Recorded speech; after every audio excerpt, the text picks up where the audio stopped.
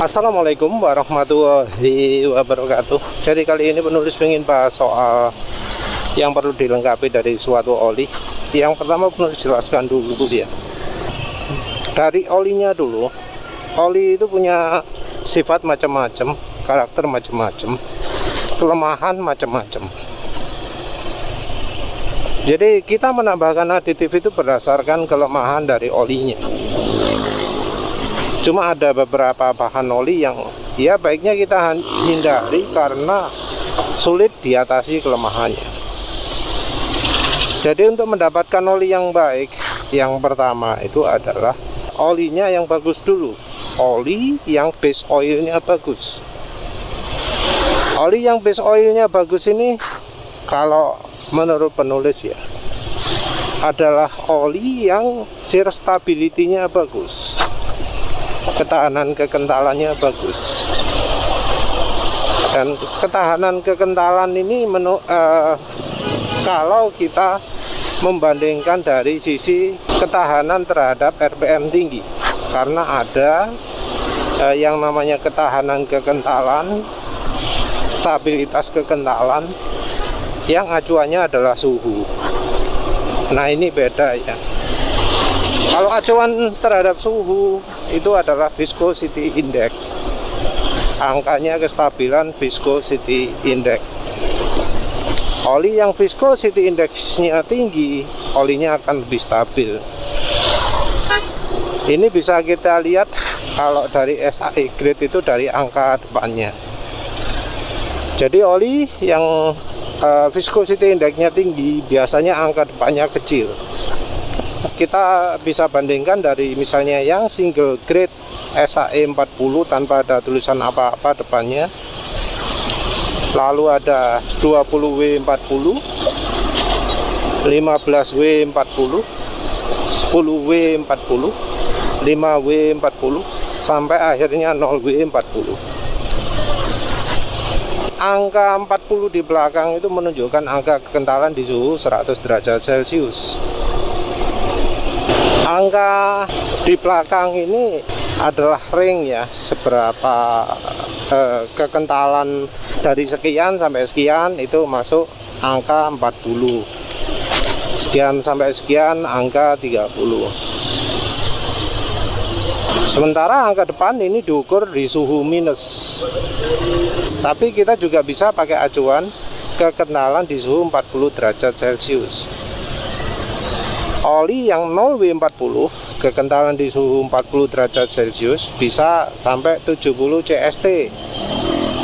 Sementara oli yang lebih kental, yang single grade juga bisa sampai 120 CST. Jadi ya angka depan menunjukkan encer ya, lebih encer di suhu dingin. Sementara di suhu panas ya tetap ya, karena standarnya itu sudah mengecerkan sekian sampai sekian, yang nggak akan sampai kental sekali, nggak akan sampai encer sekali, kecuali kalau memang olinya tidak sesuai standar, olinya kekentalannya ngawur. Dan ini kadang terjadi, jadi beberapa oli kekentalannya nggak sesuai dengan tulisan di bungkus. Misal oli 20W50 tapi kok kekentalannya encer setara 10W40. Juga kadang sebaliknya, walau jauh lebih jarang. Jauh lebih sering oli encer diklaim kental daripada oli kental diklaim encer. Yang paling penting adalah oli-oli tersebut harus stabil kekentalannya, tidak berubah ketika dipakai di motor, ketika macet-macetan dan seterusnya. Angka depan yang makin kecil menunjukkan kestabilan kekentalan yang lebih baik terhadap suhu. Tapi bukan itu yang kita cari. Yang kita cari adalah oli yang kekentalannya tetap bertahan walau kita pakai ngebut, walau kita pakai macet-macetan, ya pokok dipakai perjalanan lah. Penurunan kekentalan sendiri ada yang sementara, ada yang permanen. Ada temporary viscosity loss, ada permanent viscosity loss. Kalau oli itu mengalami perubahan kekentalan, penurunan kekentalan permanen, maka bisa kita bilang olinya ini nggak bagus. Karena oli yang bagus itu tidak mudah turun kekentalannya. Sementara itu ada oli yang turun kekentalannya sementara. Nah, kalau turun kekentalannya sementara, ini lebih ke strategi dari pabrikan, karena ini berkaitan dengan aditif yang dipakai. Jadi oli yang viscosity index-nya tinggi itu bisa jadi aslinya viscosity index-nya rendah, terus ditambahi aditif sehingga viscosity index-nya jadi tinggi. Nah, oli-oli ini akan mengalami penurunan kekentalan sementara yang banyak. Jadi temporary viscosity loss-nya besar sekali. Tapi di hari berikutnya kekentalannya balik awal. Kalau setelah mesin mati dinyalakan lagi, kekentalannya balik awal.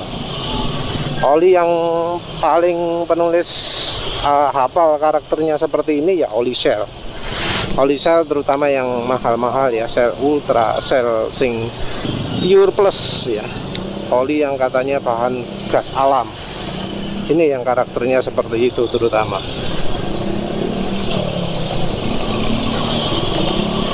Jadi penurunan kekentalan sementaranya itu terjadi karena disengaja oleh pabrikan.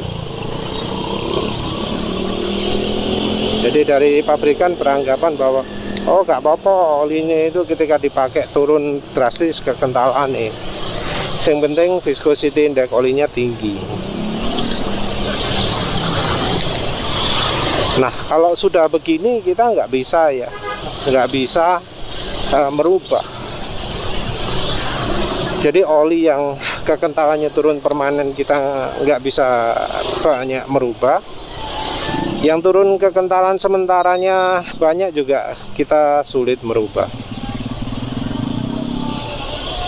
Ya walau ya ada efek, misalnya kalau kita campurkan minyak goreng, maka oli itu akan lebih tahan terhadap penurunan kekentalan. Jadi misal kita campurkan minyak goreng gitu ya, penurunan kekentalan permanennya akan nggak separah bila tanpa campur minyak goreng. Begitu juga penurunan kekentalan sementara juga tidak begitu parah. Tapi tetap kalau kita cari oli, kita harus cari yang tidak sampai mengalami penurunan kekentalan, baik itu sementara ataupun permanen. Selain itu kita juga harus sudah memilih kekentalan yang cocok untuk kendaraan kita.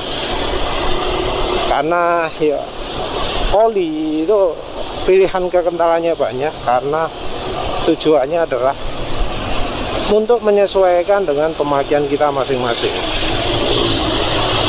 Tapi entah mengapa ya, sekarang akhir-akhir ini pabrikan yang memaksa satu jenis kekentalan untuk semua jenis pemakaian.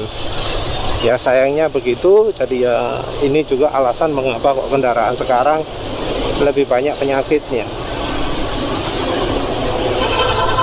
Taunya kekentalan yang cocok ya dengan coba-coba ya. Cirinya kekentalan yang cocok adalah ya suara mesin bisa halus siang dan malam, pelan atau kencang, macet atau lancar, suaranya mesin halus, terus tidak berat. Jadi kalau oli terlalu kental itu efeknya adalah berat. Sementara oli terlalu encer itu kasar suara mesin. Selain itu kalau encernya kebangetan juga bisa berat ya. Biasanya RPM tingginya yang terhambat kalau di mobil. Jadi kalau di mobil ya mungkin di motor juga dipakai makin kencang suara mesin makin kasar, terus terasa terhambat. Nah itu olinya terlalu encer. Ya bisa juga karena aditif oli kurang atau oli kurang baik. Tapi ya kebanyakan begitu ya. Kalau oli terlalu encer, suara mesin kasar dan berat.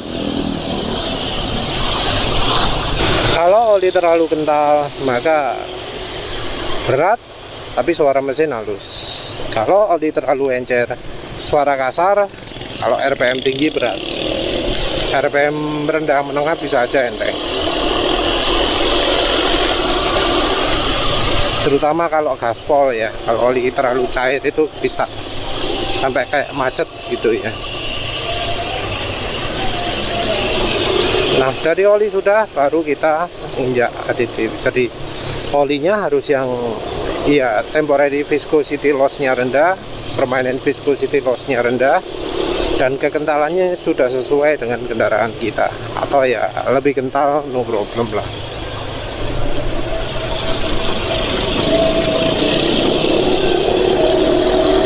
Efek minyak goreng dalam hal ini ada 3 ya.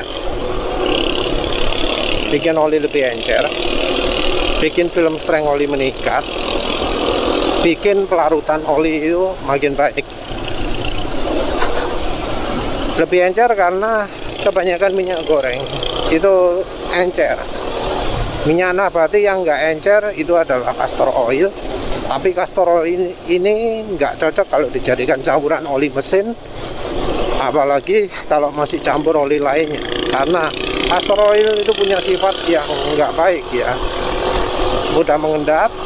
Terus kalau campur bahan bakar bensin dan suhu panas bisa menghasilkan gam. Castor oil sendiri dipakai di kendaraan itu biasanya juga dicampurkan oleh aditif lagi ya. Jadi dicampur dengan PAG. Nah ini juga masalah karena PAG itu nggak bisa tercampur oli mesin umumnya. Castor oil pun nggak bisa tercampur oli pada umumnya ya, dia akan misah. Tapi ya dunia otomotif sendiri sudah lama ya mengenal pemakaian castor oil, dan ya sudah sejak lama ya pemakaiannya tidak 100%. Jadi dia akan dicampurkan 50% dengan PAG. Jadi ya jangan berpikir bahwa castor oil itu aman untuk mesin ya, karena pemakaian zaman dulu pun pemakaiannya tidak 100%. Jadi untuk oli samping pun tidak 100% ya, tapi dicampuri PAG. Terus berikutnya, minyak goreng untuk nambah film strength. Jadi kalau kita menggunakan hanya 10%, maka kekentalan oli tidak akan banyak turun, tapi ya suara mesin akan jadi lebih halus. Kenapa lebih halus? Karena berkurangnya gesekan. Jadi berkurangnya gesekan membuat suara mesin lebih halus. Nah peningkatan film strength ini macam-macam ya, tergantung merek. Film strength yang paling bagus itu justru merek gak rekomendasi, merek Sabrina. Jadi akan halus sekali suara mesin. Tapi sayangnya kalau pakai Sabrina, shear stability olinya akan berkurang. Jadi temporary viscosity loss-nya akan turun banyak, permanent viscosity loss-nya juga turun banyak. Jadi malah cepat encer olinya. Yang lebih baik adalah merek Vilma, merek Bimoli, lebih baik lagi merek KCO. Yang paling tahan itu adalah minyak jagung atau minyak canola. Biasanya sih minyak jagung. Jadi kalau kita pakai minyak jagung merek ya Mama Suka, Turna, CCO, Dianas, itu olinya akan stabil kekentalannya. Yang berikutnya adalah oli samping. Oli samping ini terutama untuk mengatasi yang aditifnya kurang. Sebenarnya oli samping ini ya nggak begitu ideal ya, kurang cocok. Tapi ya kebetulan ada beberapa merek yang bisa memberikan efek yang mirip seperti oli kalau aditifnya kena ya. Jadi problemnya adalah karena oli-oli sekarang ini aditifnya nggak komplit. Cuma merek-merek kayak apa ya, Adno, kayak Mobil One, kayak apa mana, Sherry-Mula itu yang aditifnya oke. Mesran B40 misalnya. Nah, pemakaian oli samping tidak bisa 100% menggantikan oli-oli yang sip seperti itu. Kita ngomong aditif ini ya, ngomong soal bahan oli. Karena ya oli kalau yang sudah buatan lokal sayangnya kemampuannya jauh sekali menurun, terutama karena pemakaian bahan oli yang nggak baik ya. Jadi rupanya base oil di Indonesia ini kualitasnya nggak ada yang bagus. Nah, oli samping ini bisa sedikit mengurangi buruknya oli yang aditifnya kurang ini. Aditif kurang ini terutama dari sisi anti ausnya ya. Jadi kebanyakan oli yang ada di pasaran itu terlalu minim anti ausnya. Selain dari karena peraturan, karena standar yang lebih modern yang menuntut aditifnya dikurangi, perlindungan oli dikurangi, juga ya karena ada oli-oli yang jualan tanpa sesuai standar ya. Jadi olinya dijual tanpa membuat olinya itu sesuai standar. Ya jangan kaget karena badannya menguji oli itu tidak bisa menguji olinya aditifnya sudah sesuai standar atau belum. Yang penulis maksud adalah SNI. Jadi di SNI itu yang diuji ya kebanyakan sifat-sifat dasar, tapi nggak sampai seperti API ya. Kalau API yang uji kan sampai macam-macam. Nah, kalau SNI nggak ada itu. Karena standar pengujian nggak ada, ya nggak dilakukan. Karena nggak dilakukan ya secara kemampuan jauh lah di bawah standar API. Jadi bakal terasa beda ya antara oli dengan logo API dengan yang nggak ada logo API-nya. Oli dengan logo API-nya itu aditifnya nggak akan sampai kerasa kurang. Oli yang nggak ada logo API-nya ya minim. Selain dari oli samping yang bisa membantu meningkatkan kemampuan oli, itu minyak silikon. Nah, kalau minyak silikon ini terutama untuk mereka-mereka yang hidup di daerah panas ya. Jadi minyak silikon ini bisa membuat oli jadi terasa lebih kental, juga lebih licin. Jadi itu ya, kalau ingin dapat oli ideal. Ya wes lah, itu saja. Terima kasih sudah menonton. Assalamualaikum warahmatullahi wabarakatuh.